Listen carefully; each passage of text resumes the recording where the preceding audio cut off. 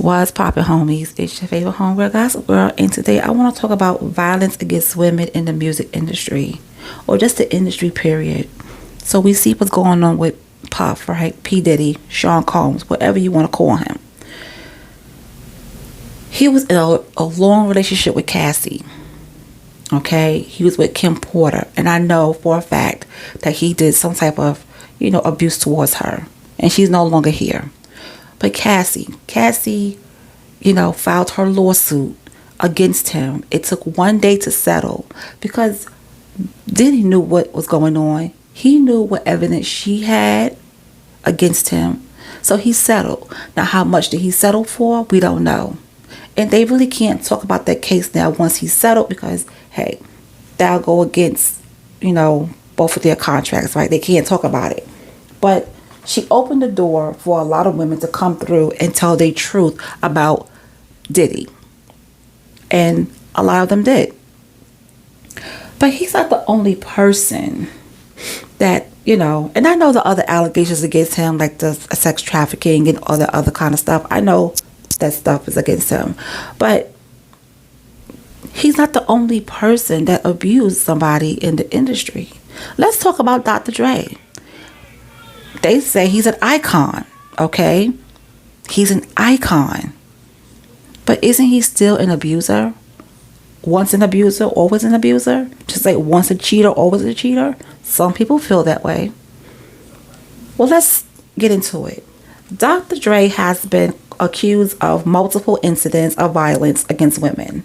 Now, on January 27th, 1991, at a music industry party in Hollywood, Dr. Dre assaulted television host Dee Barnes of the Fox television program Pump It Up. Following an episode of the show, Barnes had interviewed NWA, which was followed by an interview with Ice Cube in which Cube mocked NWA.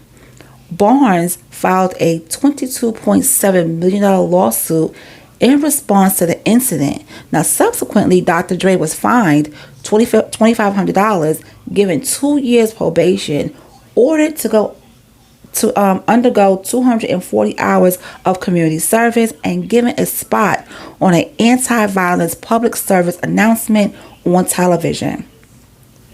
The civil suit was settled out of court.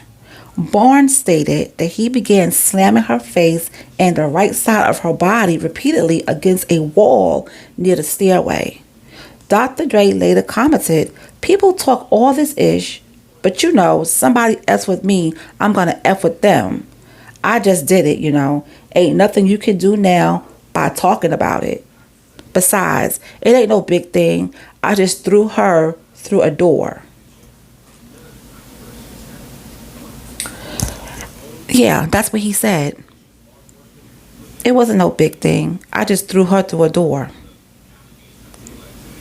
Now, I don't know how much they settled out of court for with the civil suit.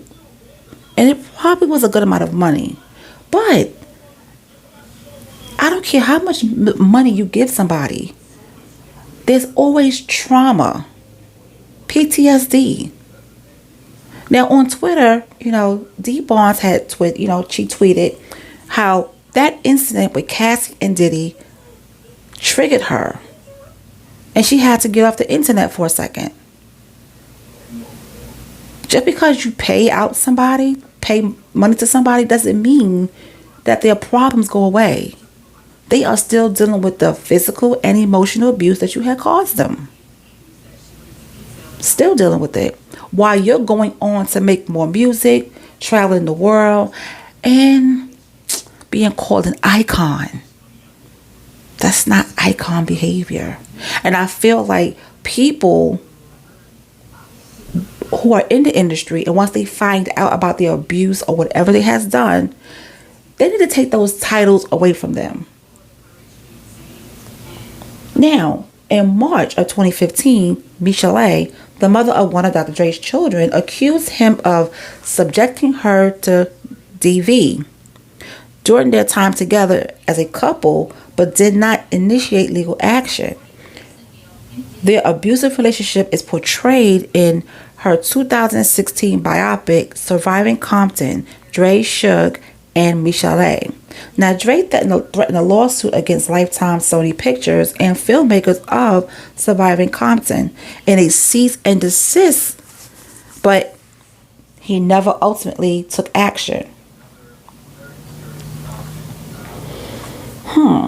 Now, in an interview by Ben Westhoff for the book Original Gangsters, the untold story of Dr. Dre, Eazy-E, and Ice Cube, Tupac Shakur, and the birth of West Coast rap, Lisa Johnson stated that Dr. Dre beat her many times, including while she was pregnant, and she was granted a restraining order against him. Former label mate Tiara B claimed that Dre assaulted her at a post-Grammy party in 1990 in response to her track Ruthless Bitch.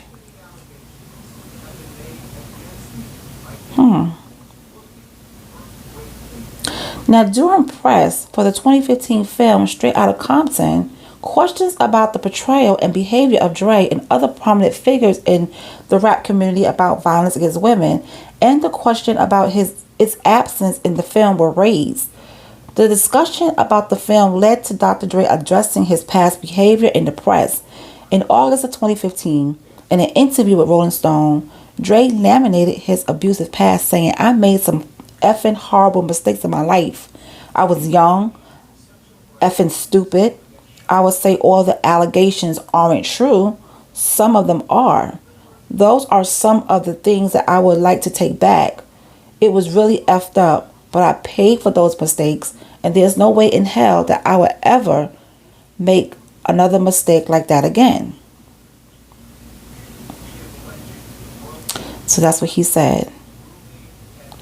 Also, in a statement to the New York Times, August 21st, 2015, exactly 2 weeks after his album Compton was released, Dre again addressed his abusive past, stating, "25 years ago, I was a young man drinking too much and in over my head with no real structure in my life.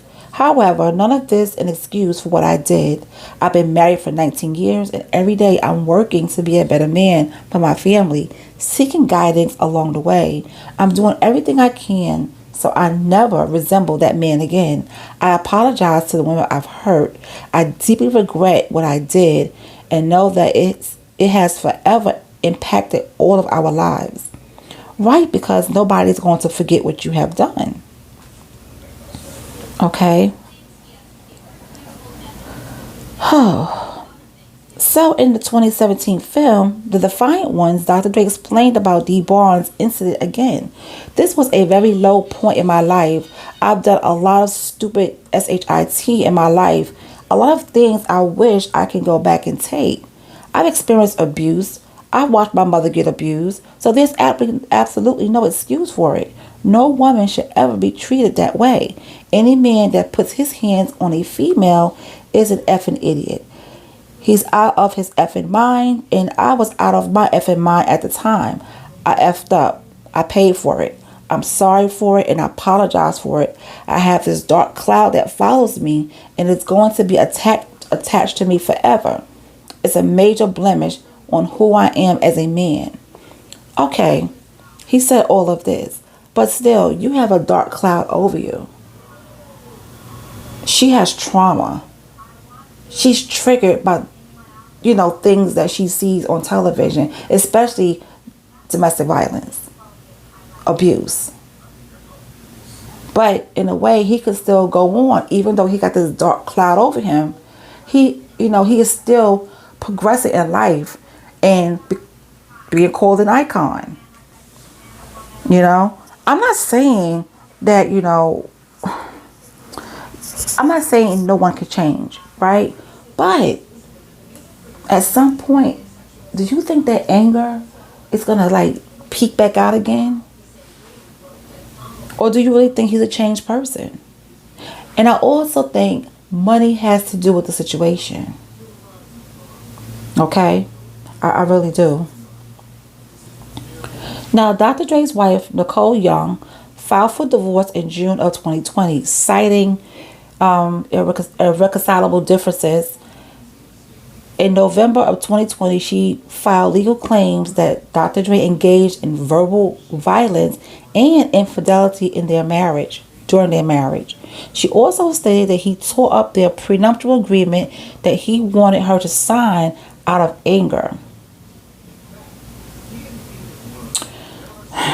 Dr. Dre's representative responded, calling her claims of infidelity and violence in their marriage false. Now, before being released from, Mount Sinai Center, he was ordered to pay Nicole $2 million in temporary spousal support between the spring and summer of the year. Dre was ordered by Los Angeles County Judge to pay his ex-wife over $300,000 a month in spousal support. The $2 million extension request was also dismissed due to insufficient claims. So this is just, stuff about his second divorce.